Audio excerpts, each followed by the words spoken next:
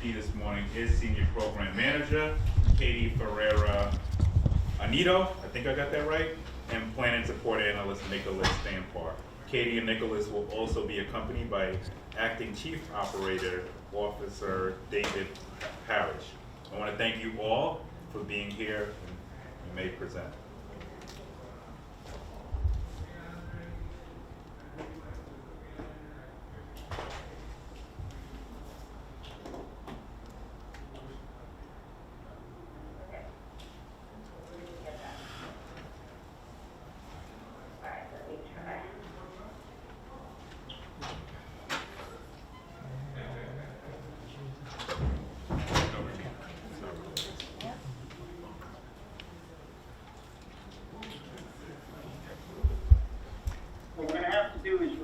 To mute.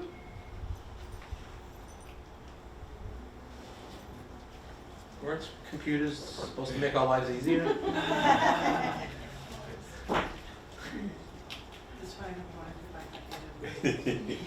what we may do then, we'll go to the fire. Should we go to the fire department first, and then we'll just come back? So I'll figure it out.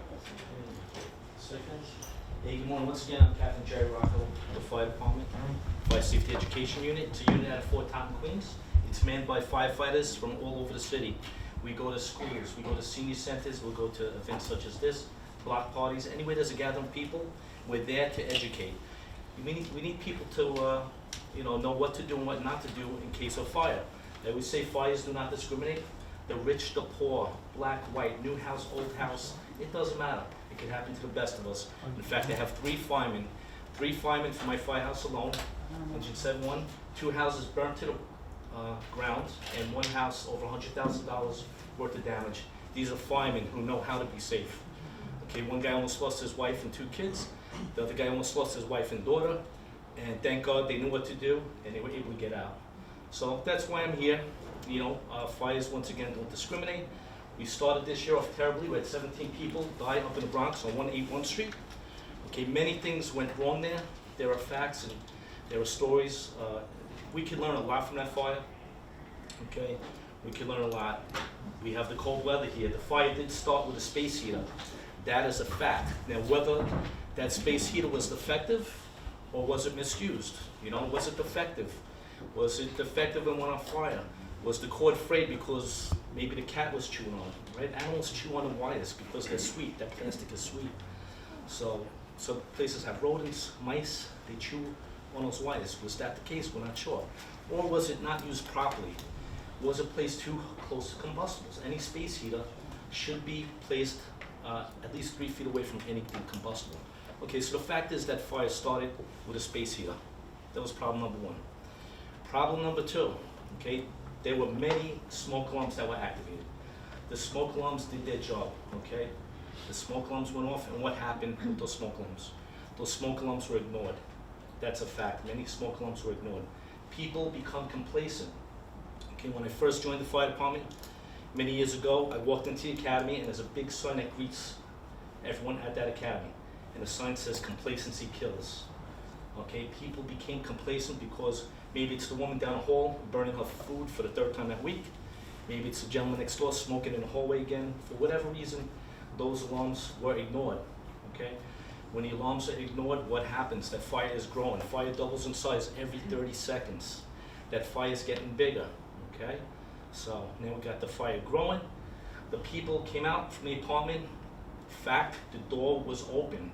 Now whether that door was broken or was it chopped open, still not sure exactly why, but that door was open. We know that fire spread, prevents the spread, doors prevent the spread of fire and smoke, okay? That was another problem. The biggest problem, people didn't know what to do. People panicked. There was a fireproof building. People above the fire were safe, okay? Fireproof building, very, very difficult, almost impossible for fire to travel in a fireproof building. But people panicked. They came out of their apartments into the smoke-filled hallways and stairwells. And we had 17 people die of smoke inhalation up there.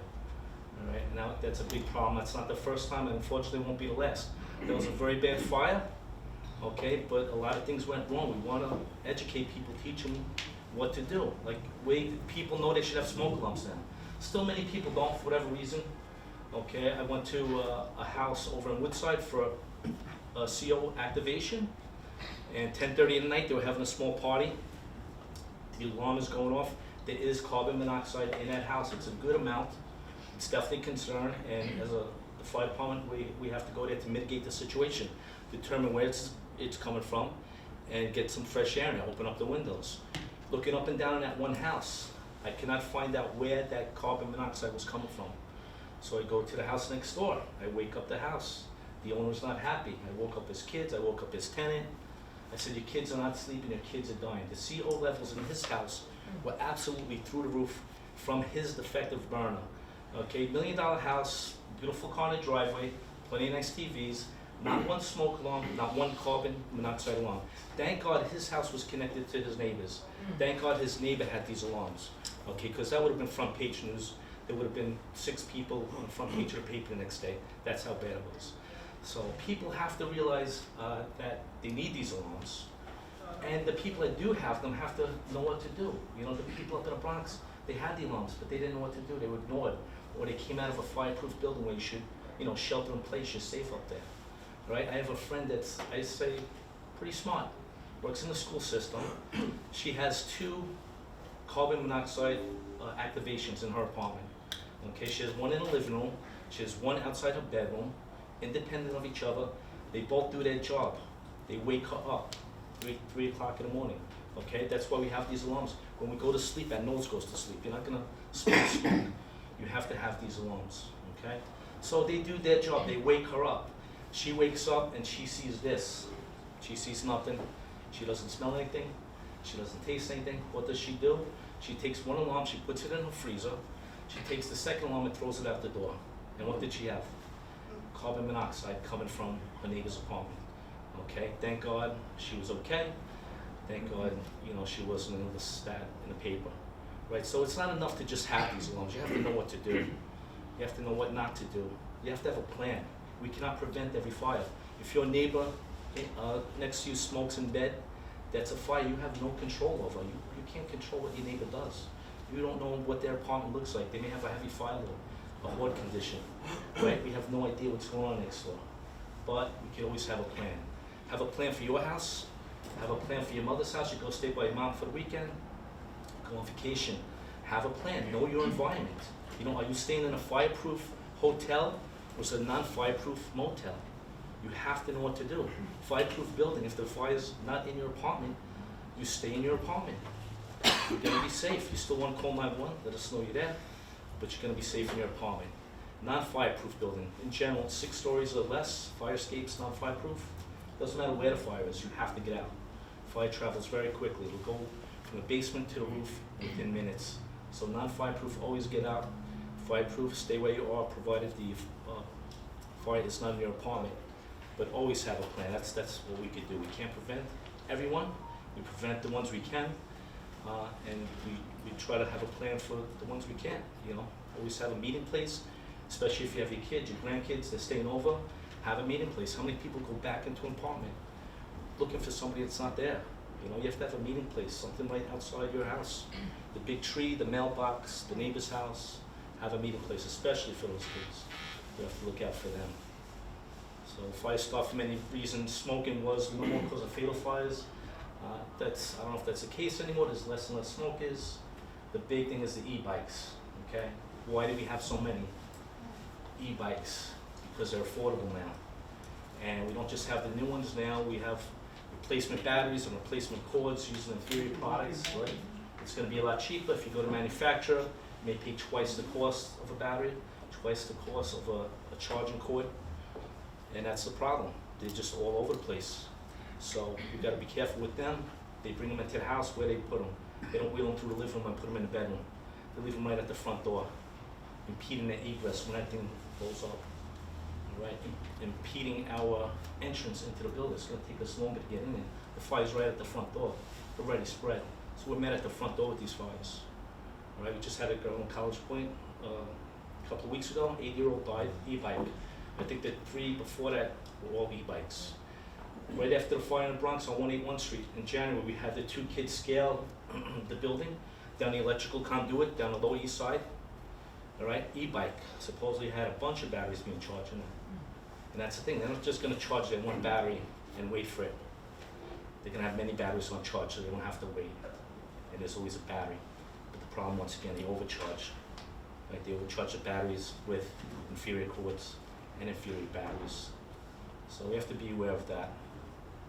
Any questions? Yes? How do you dispose of a lithium battery if you have it? Okay, the best thing that's, the Department of Sanitation has recycle events. There's 2 in each borough every year. They'll have one in the spring, and they'll have one in the fall. And that's the best way to get them recycled. And one is coming up at Cunningham Park Yeah. on the 8th. Was that the one with the CBO? You're scared Without of getting rid of my sanitation. vacuum. Well, it's a reality, you know, lithium batteries are everywhere. You know, cell phones go My on fire. My vacuum has it. Common, not common whatsoever. Possibility, yes, it happens. Laptops, you know, I've had people sitting at their computers, it goes on fire. Unlikely, but a possibility. How would you put that out? Like your laptop? Because we all have laptops, we're all working Yeah, on fire them. extinguishers. Fire extinguisher is a good tool, right? ABC extinguisher. So everyone should have one. Everyone should know how to operate them. Many people buy them. They don't know how to operate them. Or where do they store them? They buy one, put it under the sink, put the household cleaners, put the rags. They need it, they can't find it. Okay? This is an ABC extinguisher. It's about $25 to $30. It lasts you 8 to 10 years, depending on the manufacturer. All right? It's a great tool. We have to know how to use it. People don't realize that there's a pin. You have to pull a pin, right? We have an acronym. The acronym is PASS, P-A-S-S, pin. Pull a pin. The pin prevents the trigger from being squeezed. So we pull a pin, we aim it. Where do people want to aim it? They want to aim it at the cabinets because that's where the flames are hitting the cabinets. You could do that all day, you're not putting any fire out. You aim it at the base of the fire, you squeeze the trigger, and you sweep it back and forth. Pass, P-A-S-S. Pull a pin, aim it at the base, squeeze the trigger, and sweep it back and forth, and expel the whole extinguisher. Great tool, you have to know how to use it. You have to know how to store it. Make sure it's mounted on a wall, visible, so everyone knows where it is. Out of the reach of the little ones, because it is heavy. And if they pull it off the wall, they will get hurt. And don't put it in the corner of the kitchen. Put it at the entrance. If you have the stove here, the entrance is there. You don't want to have to run past a burning stove to get to it. Or worse yet, now you go get it and you're trapped in the corner and you can't get out. Okay, so keep it at the entrance to that kitchen, to that boiler room, wherever you need it. But definitely a good tool. Everyone should know how to use it. Okay, yes? Does baking soda work on the lithium battery fire? Baking soda will work on a fire. This would work better. That's what is in here, sodium bicarbonate. Okay? So baking soda, we say for a grease fire, right? Get my little thimble over here. So, have that pin. Most common room for a fire. People, you know, have to eat and they love to cook. And sometimes we forget we're cooking. We get distracted, right? We get to knock at the door. We're gonna run to the neighbors next door for 2 minutes, now it's 10 minutes, now it's 20 minutes, you come back, you have a grease fire. What do we not put on a grease fire? Absolutely no water on a grease fire, okay? Look at that on video and see what that'll do. That'll make things a whole lot worse. No water on a grease fire. Best thing, have a tight fitting lid or cover for that pan. You may not need it, but have it readily available in case you do need it. You have a grease fire, you come back, shut it down. Best thing. Smoke it. What are we doing? We're depriving that fire of that oxygen that it craves. Right? It's a breathing living thing. It needs oxygen just like us. Don't check that out in 2 minutes because what are you going to do? You're going to give it that oxygen back and it's going to blow up in your face. Okay? Put that cover on there, let it cool. 15 minutes, make sure it's cool before you touch it. If you don't have the tight fitting lid or cover, once again, baking soda, everyone probably has one in their fridge. Sodium bicarbonate. The one in their fridge, it's going to be like a brick. It's not going to work for you. Keep one by the stove. Make sure it's a powder. You should shake it every once in a while. Same with a fire extinguisher. Baking soda? People, yes, sodium bicarbonate. So people don't realize that, but it's a powder. You want it to remain, otherwise it gets caked up, right? So give it a shake once in a while. Keep it at room temperature. You need it. You can sprinkle it on the fire. Works very, very well. Okay. Cost you $1.50 now, maybe, right? Was $1? It might be $1.50. It's a good tool. This works best, you know. But if not, sodium bicarbonate. Extinguisher, great tool. Make sure you have at least one. Make sure you know how to use it. Yes. No. I had during this summer, I had a barbecue fire. My husband wasn't home and I usually don't grill. So I threw some burgers on and they were a little fattier than they should be. Yeah. And the barbecue went, it went up and nobody Yeah. was around. I ran in the house and got I have 3 all the time, boxes of baking soda. Yeah. And had I not had the baking soda, I could have ended up with a real problem. They put the Okay. barbecue out 1, 2, 3. Best thing, as long as it's not near the house, right? I've seen that, people put the barbecue, No. they think 2 feet away from the house is enough. Aluminum siding starts melting, not good, right? Barbecue's meant to get hot, it's outside, best thing, shut it down, keep the cover closed, it'll eventually die, right? So it'll work. You may lose your burgers, but let's get The your baking burgers. soda was great. Yeah, it's basically a great job. How far away should the barbecue grill be from the house?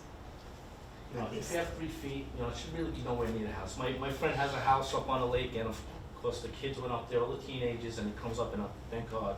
And up there, the house would have burnt to the ground because FD response would be, you know, half an hour up where he is, at least.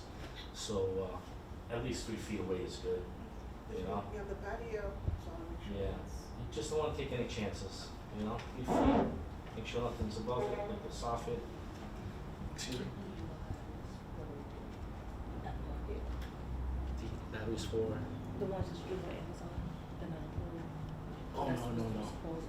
Oh, yeah, no. Yeah. No. So basically, you know, a lot of fires are also being started with the lithium batteries because they're buying aftermarket batteries that are not UL approved. So it's the Right. batteries that they're finding cheaper on Amazon Mhm. or, you know, 99-cent stores. And we wanna make sure to get the messaging out so that they will understand that they're not approved and it's not manufactured for the device that they're purchasing. It's just like this, the extension Extension cords. cord, yeah. So everything has a UL listed under Res Laboratories, which means it's a quality product, it's protected. Does that still mean the same thing it meant, you know, years ago? I'm not so sure, you know, they're just copying everything. What's it take? They're copying the extension cord, what's it take to copy that? So, you know, if you go into a dollar store, it's probably a mistake. You know, if you're buying something generic, it may be a mistake. I don't know, there's different grades of everything. The bottom line is, you know, don't bury these under the carpet where you're not gonna see it melting. You know, keep it visible. Don't keep it under the couch where if it's melting, you're not gonna see it. You know, if you smell something, start looking, what's going on. Melting, a big problem, right? Extension cords, which one's better? That's what people cause the fires. Everyone says orange, and the fact of the matter is that inside the wires are the same, and that's what we're concerned about, the wires are the same. This may be better because, you know, it won't fray as quickly if it's dragging on the floor, all right? But they're basically the same. Extension cords, we do not use extension cords for anything that makes hot, nor do we use it for anything that makes cold. Anything that makes cold, refrigerator, air conditioner, no extension cords. Hot, space heater, microwave, you know, toaster oven, no extension cords. Those appliances draw a lot of juice. These things get melt. After getting hot, the longer it is, the hotter it gets, right? So be very, very careful with the extension cords. Sometimes we have to update our electric.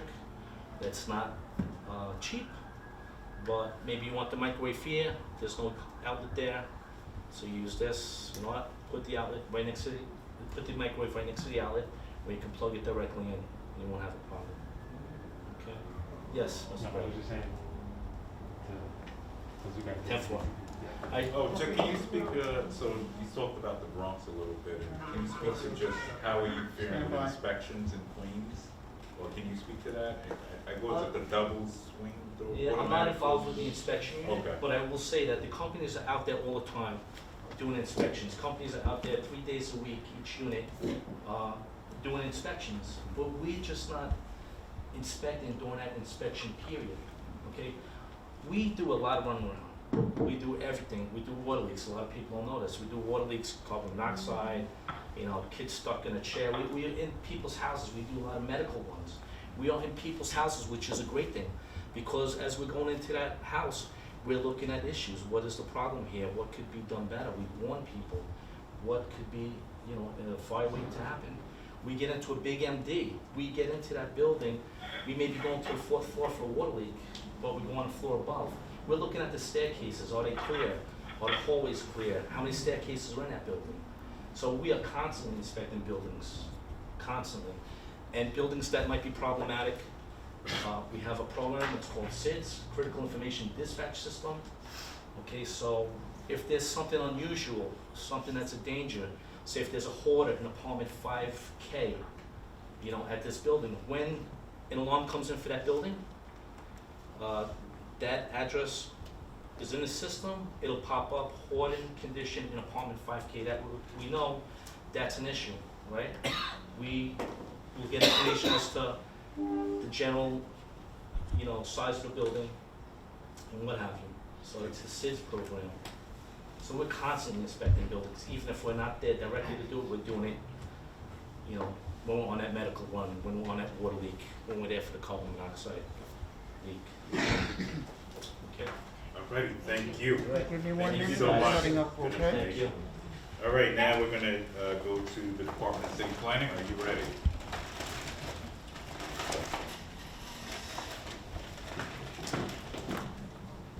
Are you there? We are, yeah. Can you see our screen? Yes, Yes. we hear you. Yes, we see you. Excellent. Let us know when you're ready, Chris. We're ready. You can go ahead. Oh, great. Okay, thank you, everybody. My name is Catie Ferrara. I'm a Senior Program Manager for Planning Support at the Department of City Planning. I want to thank you for having us this morning. Came this morning at the request of the Borough President's Office to give an overview of the Community District Needs process. It's an annual cycle for all 59 community boards to submit a statement of their neighborhood needs and budget requests. So the city agencies can review and inform their budget and planning process over the upcoming fiscal year. And I want to thank you for taking this process seriously. We're about halfway through, or a little more than halfway through, the time that community boards have been engaged in this process, with an upcoming deadline of October 31st. But I know you're taking it seriously and working hard to elevate community voices in this process. So we're going to give just a 10-minute presentation, hopefully a couple minutes to take questions afterwards. And just letting you know, I'm joined by Nick Stampar, an analyst also in our division, who will give a little more information about our resources at the end.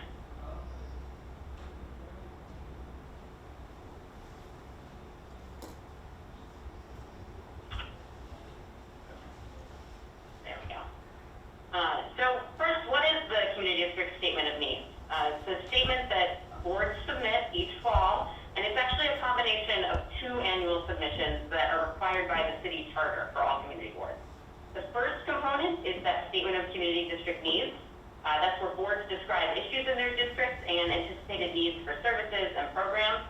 It's content that can really help advocate for your community. So at DCP, for example, our Borough Office Planner Liaisons use the published needs statements to get to know their community boards.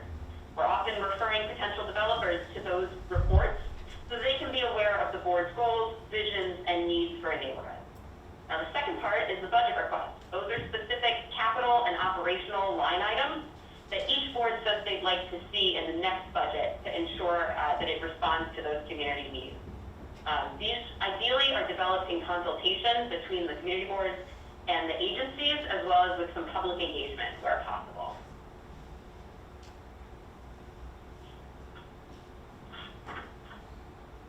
So the calendar for the CD needs process it aligns with some really critical dates for publishing each year's city budget.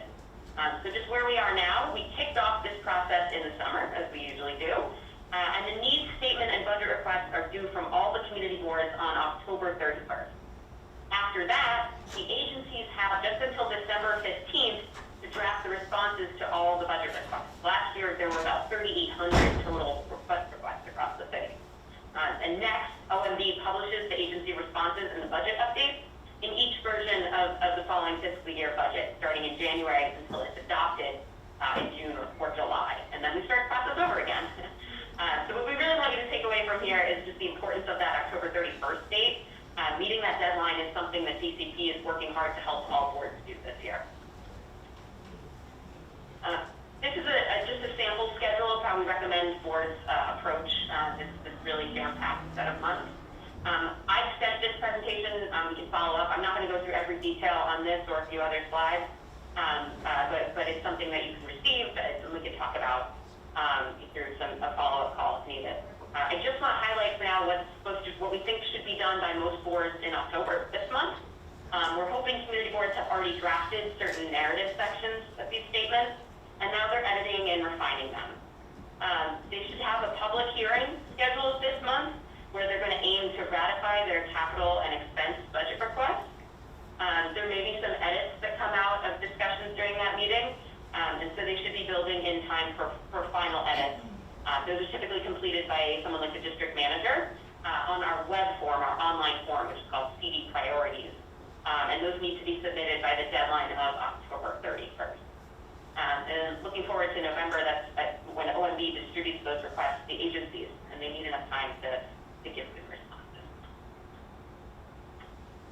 So now I'm just going to quickly go over the core components of the submission so you understand what every board's being asked for. The three core components of the CD needs statement start with the identification of the top three most pressing issues. There's an extensive drop-down menu of options for boards to select, from affordable housing to social services to traffic. You can even select other if you don't feel that your issue is represented, one of your issues is represented. And then really important, you provide a brief narrative explaining why you selected each of those three as your top concern. This is an example of a good description of a top three pressing issue. We have examples of each of these that I'll go through on our website. We'll provide a link at the end. But just to highlight here, the board, in this example, the board selected economic development, land use, and schools as their three most pressing issues. And the narrative here is part of what they provided for economic development. You can see they wrote about the need for support for local businesses during COVID, and specifically the positive impacts they felt that areas were getting from the city's open streets program. This is only part of a longer narrative I mentioned, but it highlights a good practice of identifying not just an issue, but a policy solution that they can envision. That was the open streets program in this case. Other good practices, not really shown here, but would be using current data, making sure the narrative has been updated each year so it reflects the district's current issues and statistics. We did see a lot of updates in the last few years because COVID identified some pretty specific and new issues for a lot of boards. The second step is broken down across actually 7 policy areas. So in each one, the board needs to identify one top most important issue and provide an explanation of that issue. This is going really quickly. Again, you have access to this presentation, but what I just want to give an impression of here is a table that shows what the 7 policy areas are and which agencies' work they cover. For many boards, so we recognize not all, these generally align with subcommittees that the board has. They may want to distribute the work of identifying the top issue across their subcommittees. The first 2 steps that are shown at the bottom there in each of those policy areas is to identify the most important issue for your community in that topic, and then slightly more specific needs that the agency you think that they'll be able to provide for. And the last section can also certainly be the trickiest for boards, and that is the process of making budget requests. So in each of those 7 policy areas, they need to identify if there are things they want they want agencies to provide or to include in the city budget, specifically with services. This can be services, infrastructure, or programs. They then have to prioritize that list. So what is your number 1 ask? You could only get one thing out of the budget this year. What would you put as number 1? And so on and so forth. And they typically have about 50 to 60 requests total, expense plus capital. And again, I'll go through this really quickly, but it's just an example that we highlight as a pretty good budget request.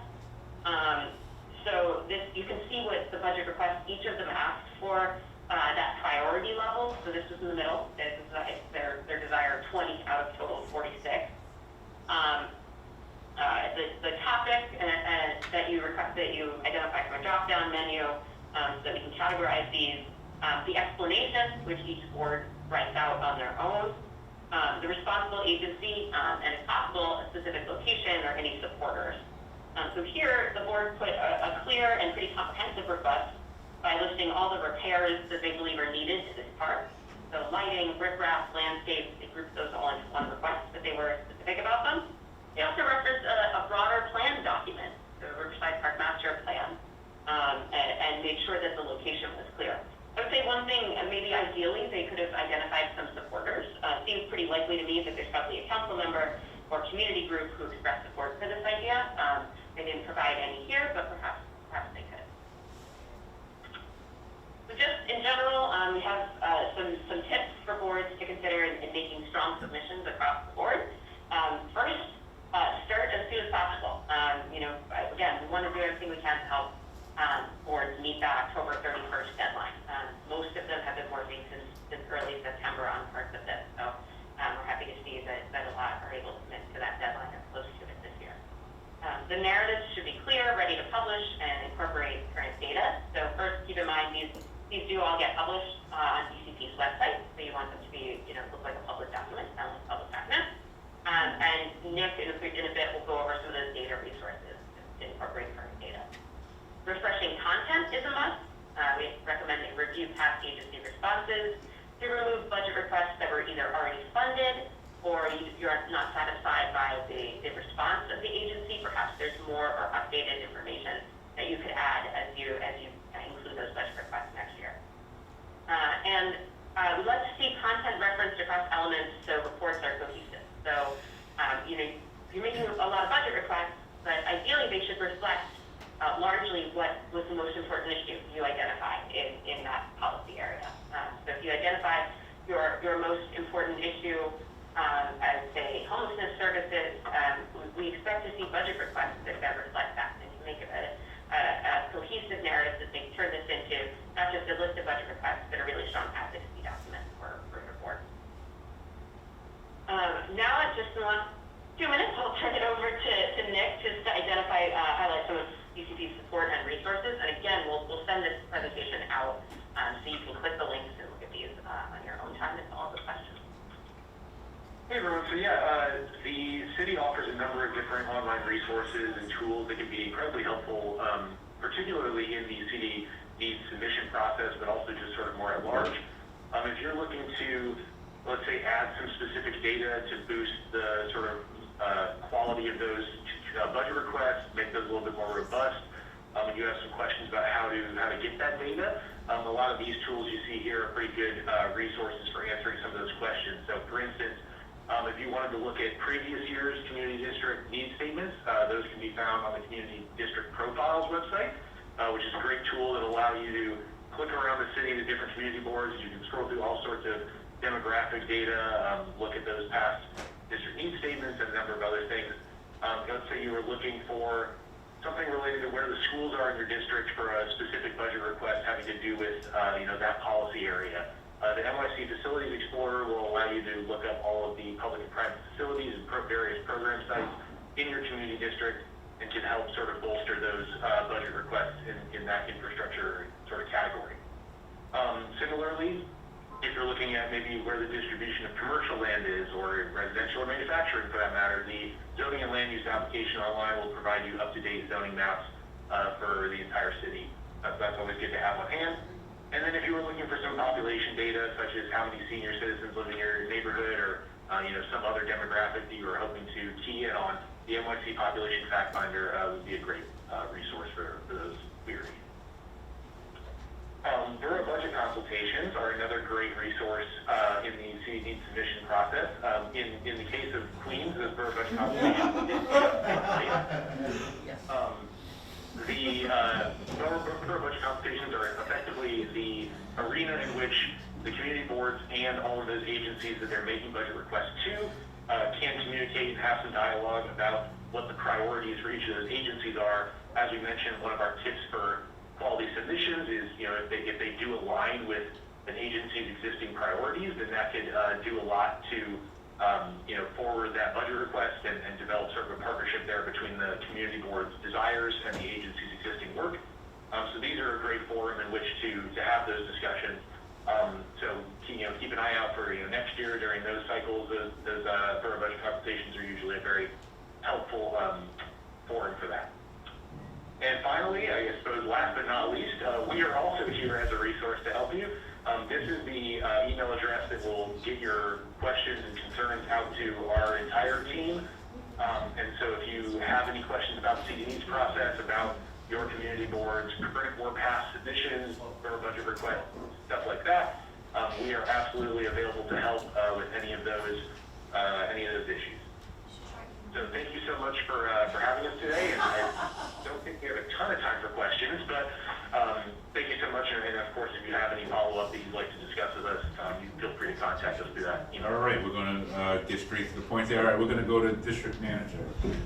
Hi, thank you, very informative what you just sent us, but I just want to inform you for the public record, we just finished our borough budget consultations with 15 different city agencies. And I'm not sure if you heard the chuckle from my colleagues a little while ago when you mentioned OMB and borough consultations. They were frustrating, I'll be nice and say frustrating. Out of the 15, we received answers from approximately we did not receive 8 answers. We submit questions. We ask them to return the answers to the questions before our meeting so we can digest what's said, best for the count for Queens and best for our district. It was horrible. We received very few answers. We asked them their needs and we received, support us was the big word, support, just support us. That's ridiculous. I'm sure my colleagues might want to throw in some information with that, but it was a waste of our time, a waste of the resources of New York City. OMB, I'm not quite sure what went on there, but this is the second time, maybe even more, that we've had very little give and take that should be, by charter, given back to the community boards. It's a moan and a groan, but if somebody would like to join in, Flo. We are all required by a certain date in July to give all of our questions to the agency to have preparation for this. We take time out of our busy schedules. Our districts are very busy, especially right now due to the pandemic. We come together, we meet, we formulate the questions, we hand them in on time, and then we do not receive the answers back prior to consultations. And it becomes increasingly frustrating because we are navigating our day-to-day work, we're making special time to meet with these agencies, and we're not receiving the stuff that we need to put on our capital expense budget. And it isn't helpful in a fruitful way. Marie wants to say something. The thing is, it's not just that it's happened this year. It happens in the past, and each year we ask them for these answers in writing. And that's very important because we have a very short time and a lot of information. And sometimes they give us a lot of information and the answers are not there.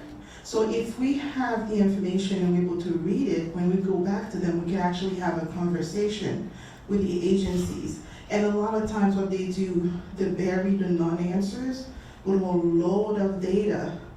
And while they're doing this, some of us are doing very quickly reading and trying to see where is the answer to this question. And what would happen, we'll have several questions that will go unanswered because we don't have time.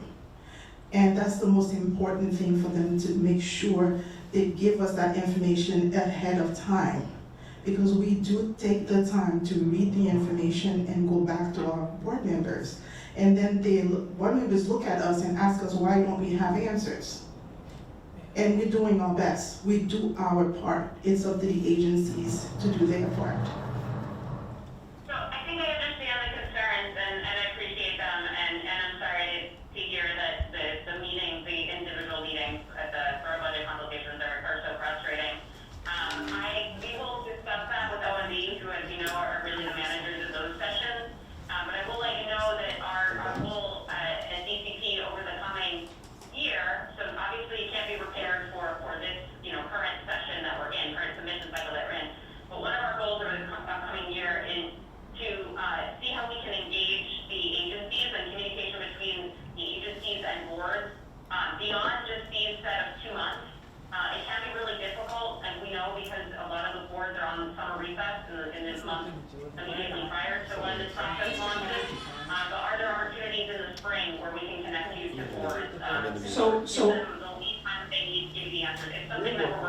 Where was I will say that it's especially kind of insulting that the agencies don't provide these answers in writing, considering that we know that they are internally tracked to begin with.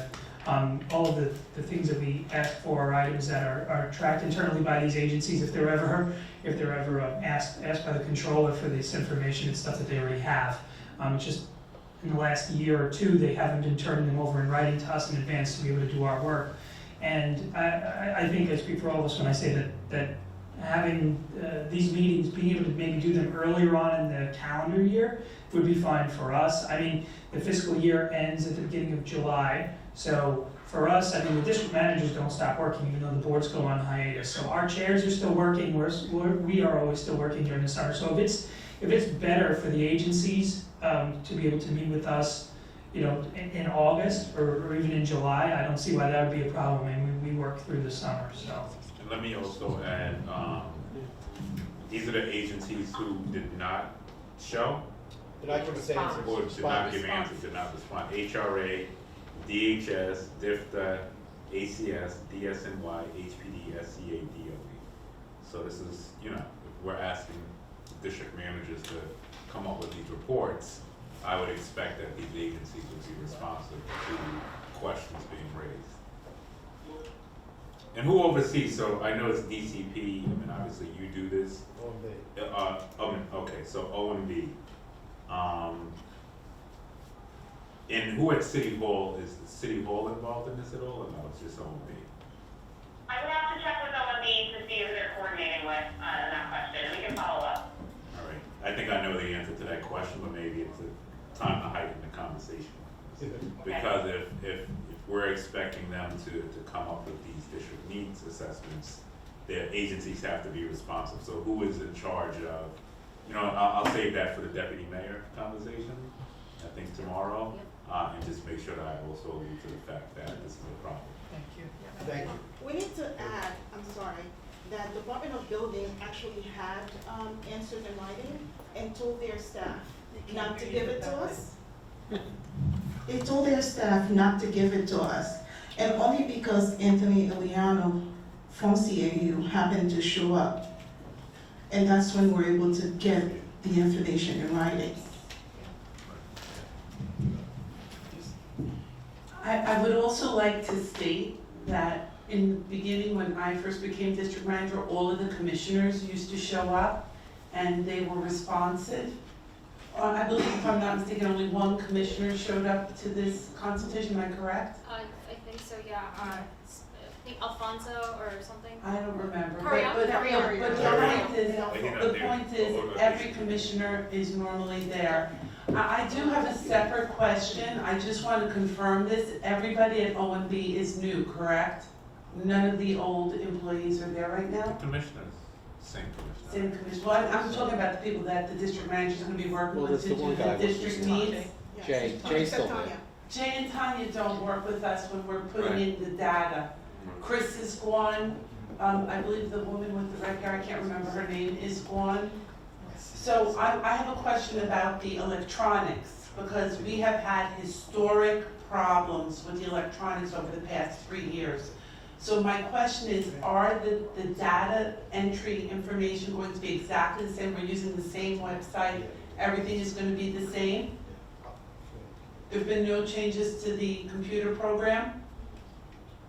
OMB? You're talking about the submission, the seat priorities submission, the website? Yes, the district managers do that. I want to be confident that in the next 2 weeks when I go to put my information in, I'm not going to end up with 300 submissions the way I did 3 years ago. But the program's the same. The program is the same, it was modified, it was repaired, and it's the same program.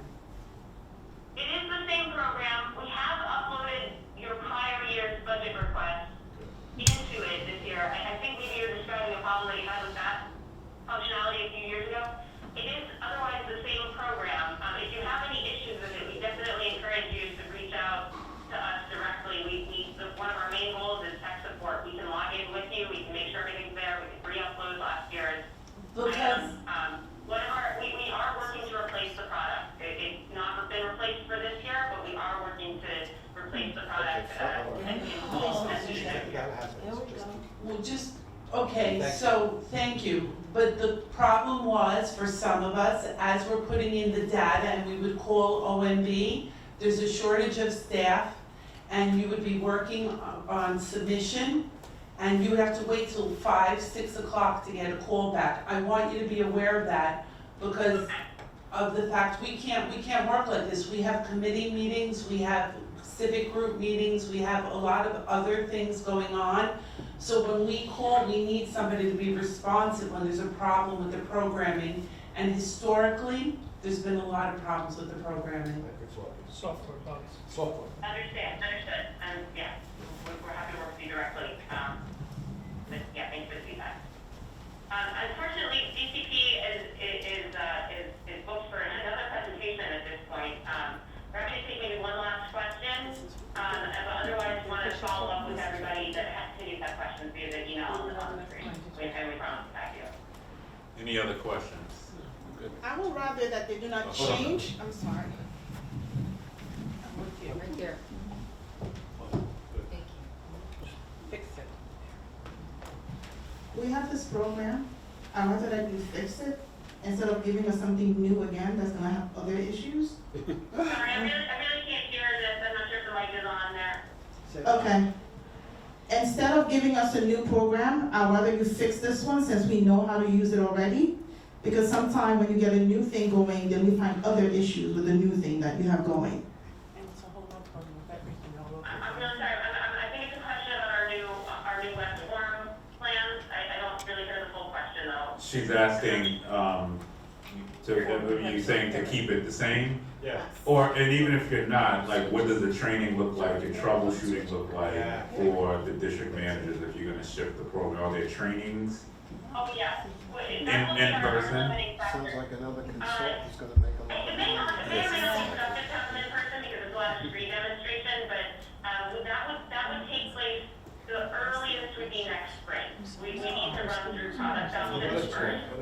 We will be calling upon perhaps a pilot group of district managers to test out maybe some product options a little bit earlier, but it wouldn't really be a training. Yeah, and I would appreciate that, by the way, having them at the table so that they can go through the program, because obviously, this is my, second time at the rodeo, or first time, and it sounds like it's a mess. So we need to figure out a way to streamline the agencies to make sure that they're responsive, so they're not chasing their tails, and also any new programs, training. Absolutely. We'll keep everybody as informed as we are on that. We're still in the early stages of working through options. The priority right now is getting through the obligation to October 31st. And do you lean on OMB, so if they're not answering the district, the DMs, does DCP get in touch with OMB or the agencies who are responsive? Or So we don't necessarily know if you're just reaching out to OMB. We definitely encourage you to CC that email address on the screen if you're reaching out in writing. We're in contact with the team at OMB though, so there's coordination issues between us. We'll get on top of this. any other questions, comments, or concerns? All right, seeing none, I want to thank each and every one of you for coming out this morning. I want to thank DCP and the fire department for a great presentation today. Yeah, very nice. And we look forward to seeing this through. Thank you so much for listening. We're offline.